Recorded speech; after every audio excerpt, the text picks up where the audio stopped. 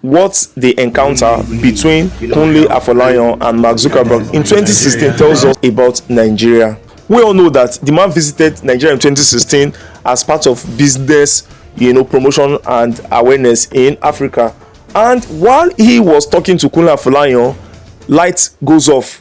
There was power outage. The cameraman must have thought that, the director was telling him cut, only for them to realize that it was outage. And they said, this is Nigeria. The response when they took the light is what hurt more in this video. That's Nigeria for you. That was what was said. Everyone, both citizens and foreigners, already associate us with mediocrity.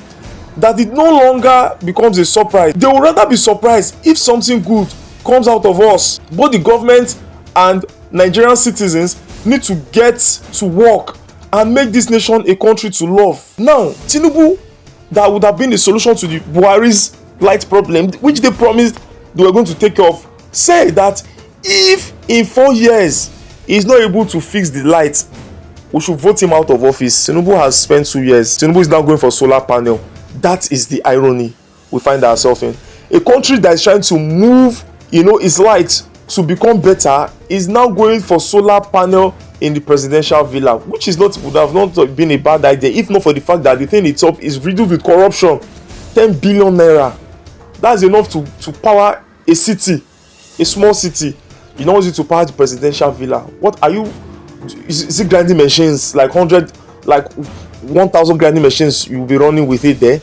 Now, Mark Zuckerberg comes to Nigeria and says, what an embarrassing time. Nobody is even surprised that things like this are happening. And you still find people coming to justify this government. Mark Zuckerberg said, this is part of Nigeria with a giggle. What does that tell you? What an embarrassment. That, we already know this. How do you expect that kind of person now to come and invest in a country where there is no steady power supply? My dear, if your body cannot carry the shame, don't watch this video. This is a big shame. That this happened in 2016 and up till now, the light situation in the country has worsened.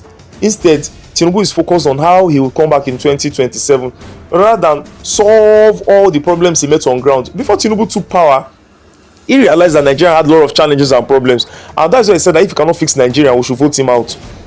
So nobody expects you to be a magician, but the same propaganda you used to remove Jonathan, fuel subsidy, light, corruption, everything is even worse under you. And now the same Tinubu, who cannot be a magician, is going to buy jets in billions of naira, refurbishing and renovating the vice presidential house for 20 billion. The same vice president that has turned to a puppet and has turned to a PA is not even functioning as a vice president.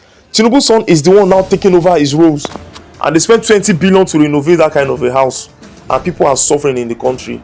And you still see some people saying, leave it must be 8 years. Nobody is dragging the 8 years with him. I even want him to be there for the 8 years, because there's no way it could go to any other person in the south without the person wanting to use 8 years, which I know the northerners will not want to agree to. But the truth is that we have to say what we have to say. That light goes off with somebody like Mark Zuckerberg in the studio and he giggles, just shows you how much of a joke we have become as a nation. Let me know your thoughts in the comment section. Remember to like, share, comment and subscribe. I remain your boy Ernest Omozokwe Adebayo Okoje, signing out. Peace.